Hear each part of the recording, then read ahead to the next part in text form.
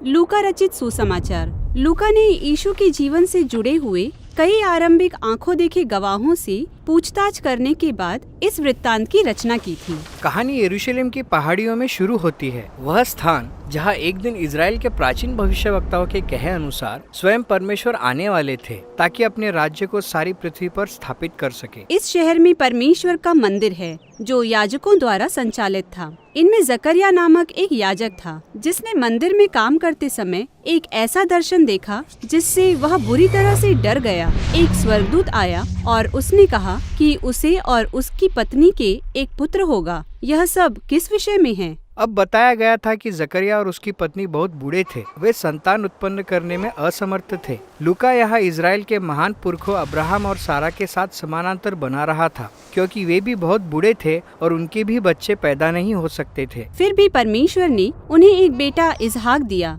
जिसके साथ ही पूरी इजराइल की कहानी शुरू हुई थी। लूका यहाँ कहना चाहता है कि परमेश्वर फिर से इन लोगों के लिए कुछ महत्वपूर्ण कार्य करने जा रहे हैं। स्वर्गदूत ने जकरिया से कहा कि वह अपने पुत्र का नाम यूहन्ना रखे। फिर उसने कहा कि यह पुत्र इजराइल के प्राचीन भविष्यवक्ताओं की उस प्रतिज्ञा को पूरी करेगा कि एक दिन कोई आएगा जो इजराइल को अपने परमेश्वर से मिलने के लिए कोई तैयार करेगा, उस समय जब वह यरूशलेम में राज्य करने आएंगे। क्योंकि अभी तो यरूशलेम में रोमी सरकार का राज्य था। यहाँ पर हेरोद नाम के व्यक्ति का शासन था जो रोमी साम्राज्य के हाथों की कठपुतली था। तो यहूदी लोग केवल यही चाहते थे कि वे स्वतंत्र होकर अपने देश में स्वयं शासन करें। तो यह समाचार चौंका देने वाला था। सब कुछ बदलने वाला है। परमेश्वर आ रही हैं, पर वह कैसे आएगा? यह जानने के लिए लूका हमें यरूशलेम के बाहर ले जाता है और फिर ऊपर गलील नाम के अलग थलग से क्षेत्र की पहाड़ियों के एक छोटे से नगर में हमें मरियम नाम की नवयुवती मिलती है जिसे हम मेरी भी कहते हैं। विवाह के लिए उसकी मंगनी हो चुकी थी। फिर एक स्वर्गदूत मरियम के सामने प्रकट होकर कहता है कि उसके एक पुत्र होगा और उसे उसका नाम यीशु रखना है जिसका इब्रानी भाषा में अर्थ है प्रभु बचाता है। वह दाऊद के समान राजा होगा जो परमेश्वर के लोगों पर सदा सर्वदा राज्य करेगा। तब मरियम पूछती है,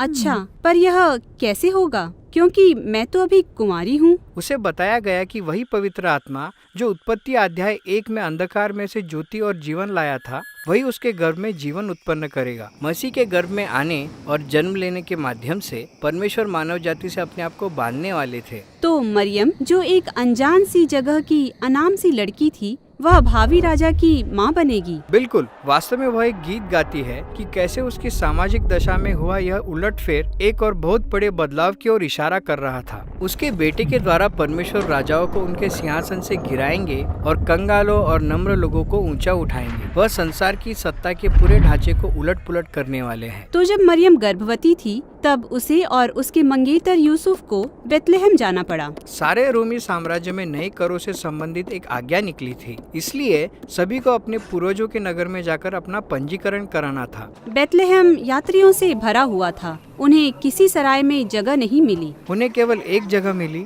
जहाँ पशुओं को रखा जाता था। पास ही कुछ चरवाहे थे जो अपनी भेड़ बकरियों के झुंड के साथ थे। तब एक स्वर्गदूत प्रकट हुआ जिसे देख वे बहुत डर गए, लेकिन उन्हें तो आनंद मनाना था क्योंकि आज रात बेतलेहम में उद्धारकर्ता का जन्म हुआ है। उन्हें कहा गया कि जाओ और इस बालक को ढूंढो। वे जान जाएंगे कि वह मसीह है क्योंकि वह कपड़े में लिपटा हुआ गंदी सी चरनी में पड़ा हुआ मिलेगा। यह तो बड़ी अजीब सी बात है। तब ये चरवाहे जो खुद तो बहुत साफ सुथरे नहीं थे, जाकर बालक यीशु को उस गंदी सी अंधेरी जगह में पाते हैं और यह देखकर उनका दिमाग घूम जाता है। वह यह सोचते हुए घर लौट जाते हैं कि अब क्या होने वाला है। यह सब कुछ तो बड़ा ही विचित्र है। मेरा मतलब है कि अगर परमेश्वर सचमुच इस जगत को बचाने के लिए आ रहे हैं, तो आप उनके इस प्रकार से आने की आशा तो नहीं कर सकते। उनका जन्म पशुशाला में एक किशोरी द्वारा हुआ और उनके जन्म का उत्सव अज्ञात चरवाहों ने मनाया।